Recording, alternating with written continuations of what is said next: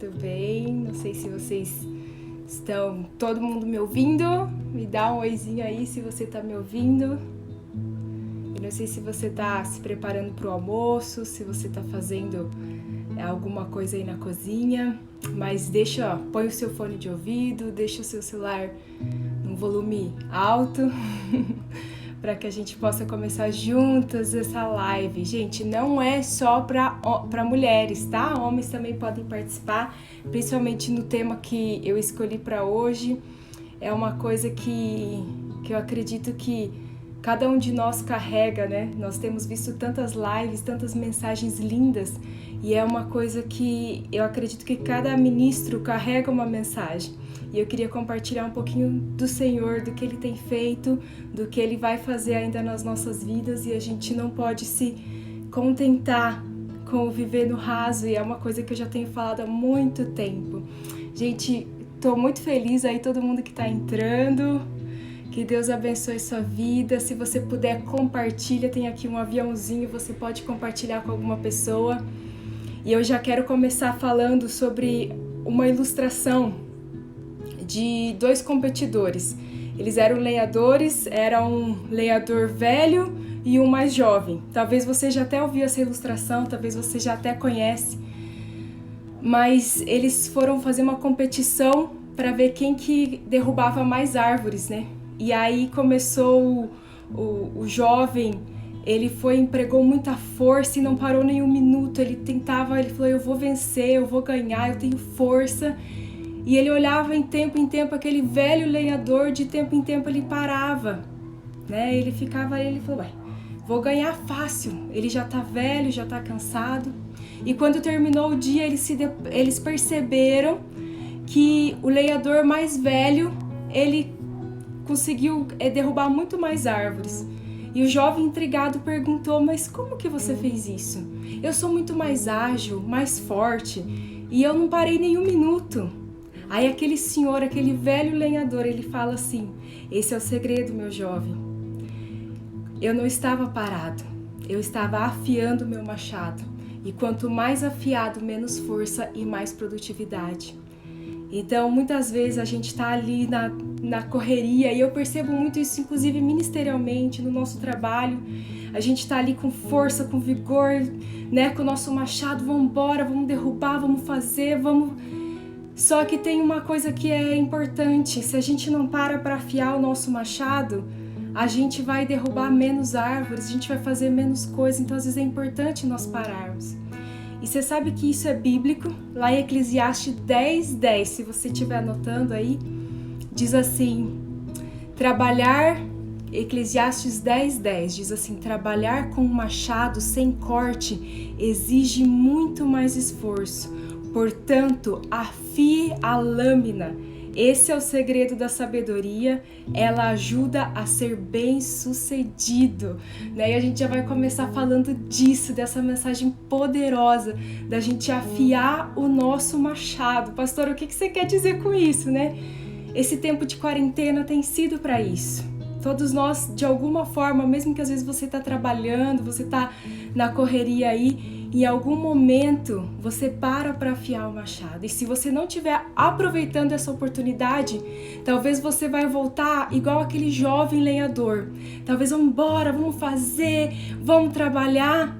E logo talvez você vai se cansar, porque o machado, a Bíblia diz, sem corte, exige muito esforço. E logo a gente cansa. Então, a gente tem que fazer a nossa parte.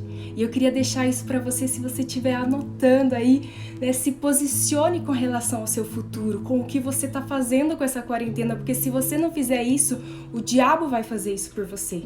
Se posicione, sabe? Em Eclesiastes também, hoje eu estou em Eclesiastes, lá no capítulo 10, o primeiro versículo diz assim, assim como uma mosca morta produz mau cheiro e estraga o perfume, também um pouco de insensatez pesa mais do que a sabedoria e a honra. Preste atenção nesse segredo. O perfume, ele serve para quê? Ele serve para perfumar. Um perfume, ele foi criado, o propósito dele é perfumar. Aí percebe que é algo tão pequeno, que é uma mosca que caiu dentro do perfume, diz a Bíblia, ela estragou todo o perfume. Ela comprometeu o propósito para qual aquele perfume foi criado. Um pouco, a Bíblia diz, um pouco de insensatez. Ela estraga a honra, ela estraga a sabedoria. Quantas vezes você já falou coisas? Agora eu vou perguntar, se você estiver acompanhando, responde aí comigo, eu tô vendo o comentário de vocês. Quantas vezes você já falou coisas no calor da sua emoção e depois você se arrependeu? Só eu? Quantas vezes a gente fala coisas no calor da nossa emoção e depois a gente se arrepende? E é impressionante o estrago que isso faz. Falar coisas no calor da nossa emoção. E a Bíblia diz que nós temos que cuidar com o que a gente fala, porque as palavras, elas são como flechas lançadas. Uma vez que você lança, você não tem mais governo sobre elas. Você não consegue ir lá pegar e dizer, não, para, eu falei, vou botar isso de volta. Não tem como. Então, a Bíblia diz um pouco de insensatez. Ela estraga tudo. É a mosca morta se decompondo dentro do seu perfume. Mas deixa eu te dizer uma coisa. A mosca, ela não cai no vaso que tem tampa. É da sua responsabilidade tampar esse perfume. É da responsabilidade do Senhor derramar sobre nós. Mas também é nossa responsabilidade reter isso, percebe? É nossa responsabilidade. Entenda isso, Deus, ele não se move por causa das suas necessidades. Não, pastora, não. Talvez você ora e jejua e faz campanha de oração para trocar o carro e você fala, caramba, por que nada acontece? E esse é um segredo. O bom é que quando nós oramos e quando nós jejuamos, nós pedimos para que Deus faça a vontade dele em nós. Então ele vai fazer. E se ele achar que aquele carro novo que você tanto almeja, ou aquela casa, ou aquela promoção no trabalho, ou talvez aquele filho que você tanto deseja, vai te roubar da presença dele, ele não vai te dar.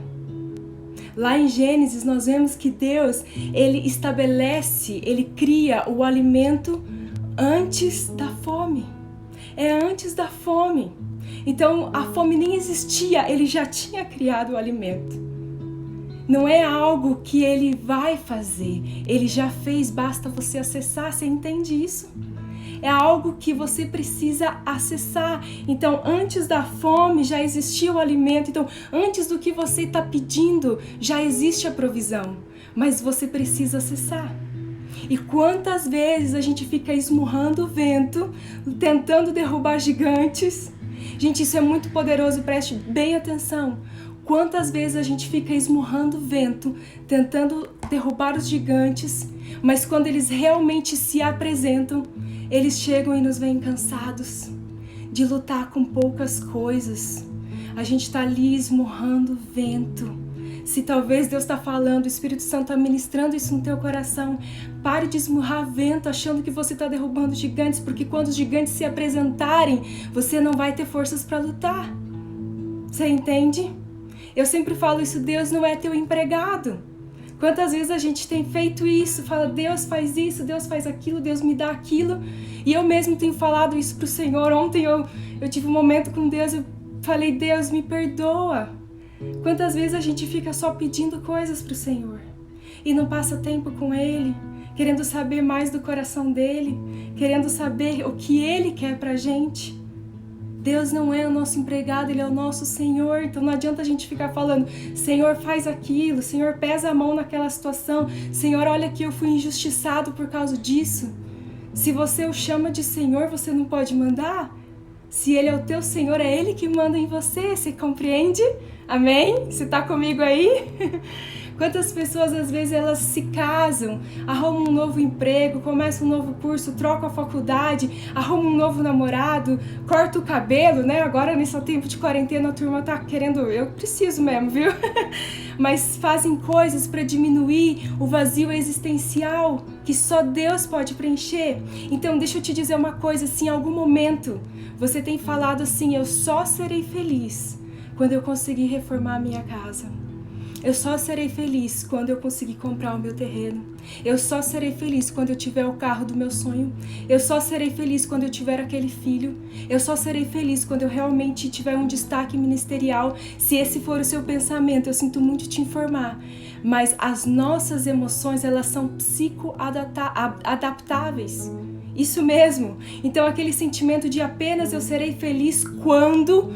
ele acaba rapidinho na medida que você conquista as coisas, porque não diminui o vazio existencial que só pode ser preenchido pelo Senhor.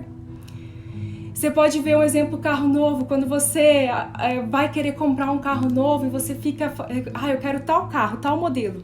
Você não passa na rua e só fica enxergando aquele modelo, quem mais? Você fala, cara, esse carro, parece que todos os outros carros somem da rua, não é? E você só consegue enxergar aquele carro na qual você deseja comprar, não é? Só que aí você compra o carro novo, uau, enfim, né? E nós estamos dentro daquele carro e aí você começa a cuidar para não deixar jogar papel de bala e mantém ele arrumado e cuida dele, não deixa ninguém dirigir. E passa um tempo, as suas emoções, elas são psicoadaptáveis. Passa um tempo, você já não liga mais tanto. Passa um tempo, você já de tempo em tempo não leva mais seu carro para lavar. Passa o tempo, você já nem está se importando mais com ele. O mesmo acontece com o casamento. Às vezes, quantas vezes a gente tem falado sobre isso. A pessoa quer casar porque é o sonho da vida dela. E aí ela se casa e muitas vezes isso é normal. As nossas emoções, elas são psicoadaptáveis. O errado é você dizer que eu só serei feliz quando eu tiver a minha casa nova ou quando eu tiver um casamento. Você só é feliz e completo quando você buscar a Deus com todo o seu coração. Porque depois esses altos de emoções, elas passam. Então, às vezes você pode falar assim, bom, eu quero pertencer a uma igreja para que eu possa ser socialmente aceito.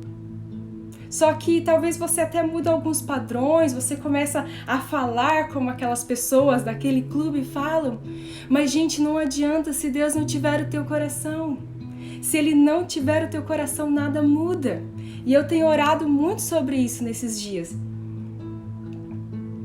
Tô aqui com a minha chicriota, a filha amada. Eu tenho pensado muito sobre isso.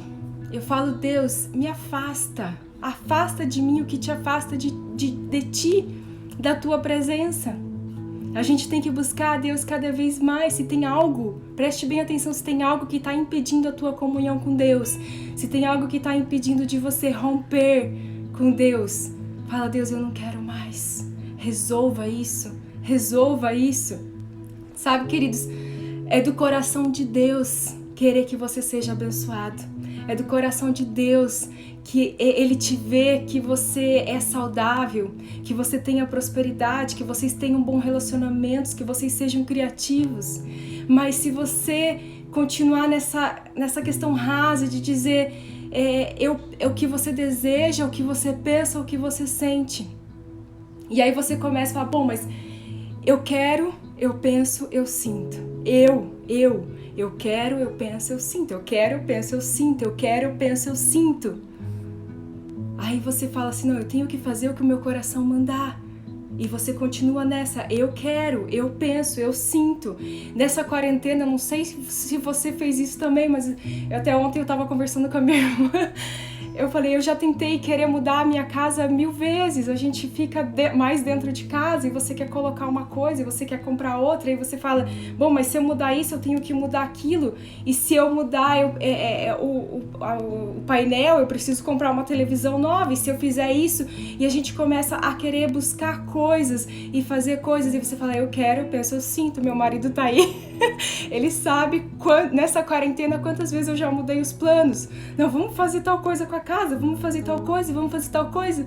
E ontem o Senhor me falou claramente, tipo assim, para com isso, eu quero, eu penso, eu sinto.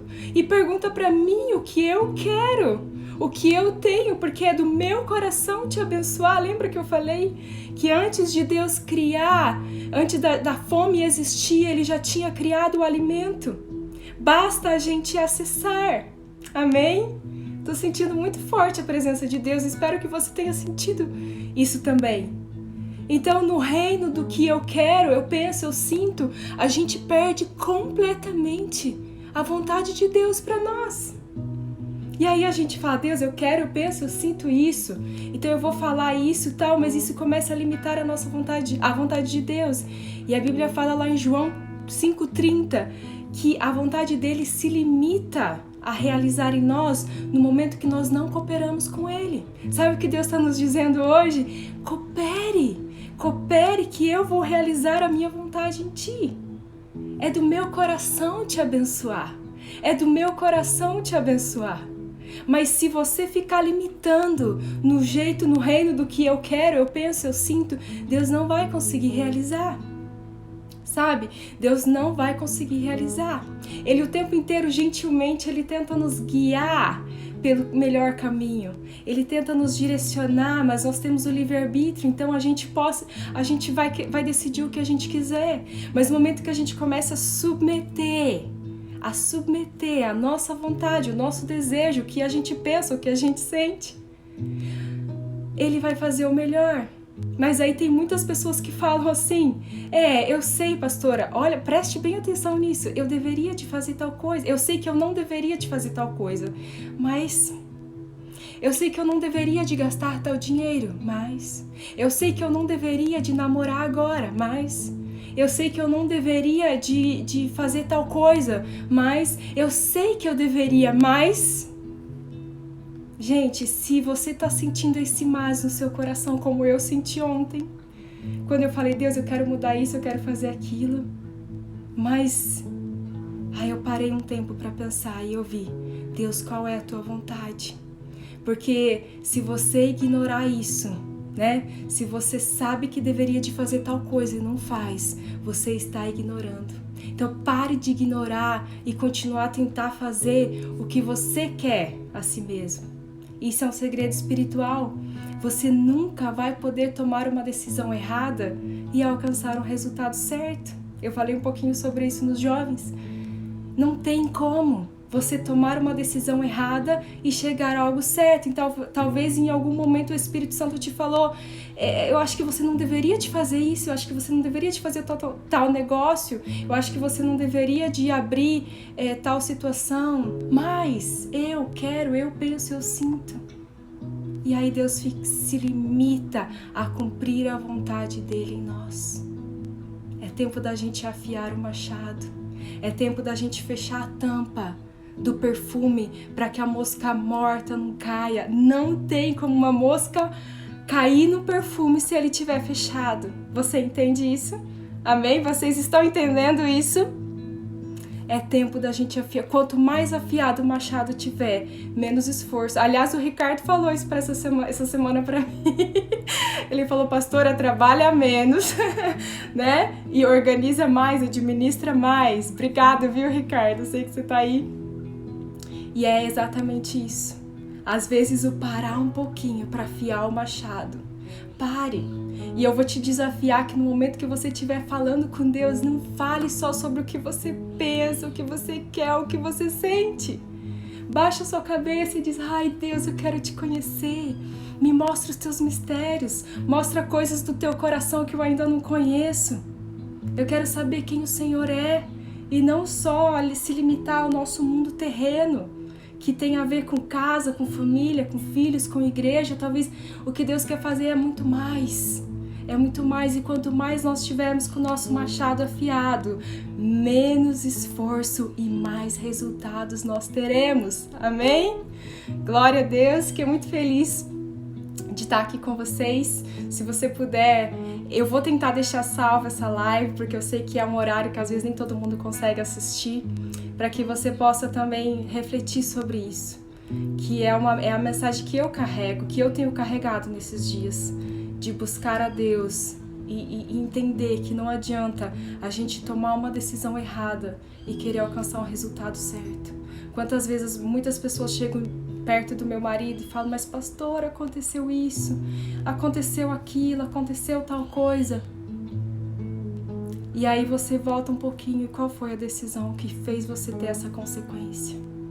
Deus, ele tá cuidando de nós, gente. Em cada detalhe, Deus, ele tá cuidando de nós. E existe uma diferença, eu já ia terminar, mas eu me lembrei dessa ilustração.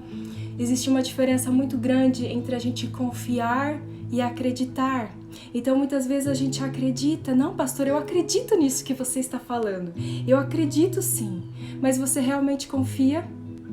Né? Quando a gente tem um filho pequeno, um filho querido, a gente pode até acreditar que tal pessoa vai cuidar bem dele, né? Quem tem filhos que está em época de ir para a escola.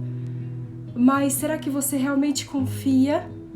Então tem uma ilustração que fala de um equilibrista, que ele foi passar as cataratas do Niágara num barbante, né? Então ele era equilibrista, ele foi passando e todo mundo ali aplaudindo. Uau, que incrível! Aí ele voltou e todo mundo aplaudiu.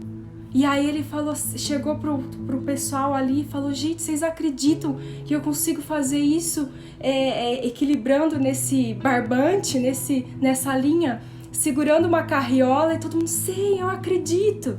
E aí ele olhou para uma senhora e falou: você acredita mesmo que eu consigo? E ela falou: sim, eu acredito, você é muito capaz, você é incrível, eu vi o que você fez, eu sei que se você falar que vai passar esse barbante equilibrando nas cataratas do Niágara, eu sei que você vai conseguir. Aí ele falou assim: então você acredita que se eu colocar uma pessoa dentro dessa carriola eu consigo equilibrar e passar?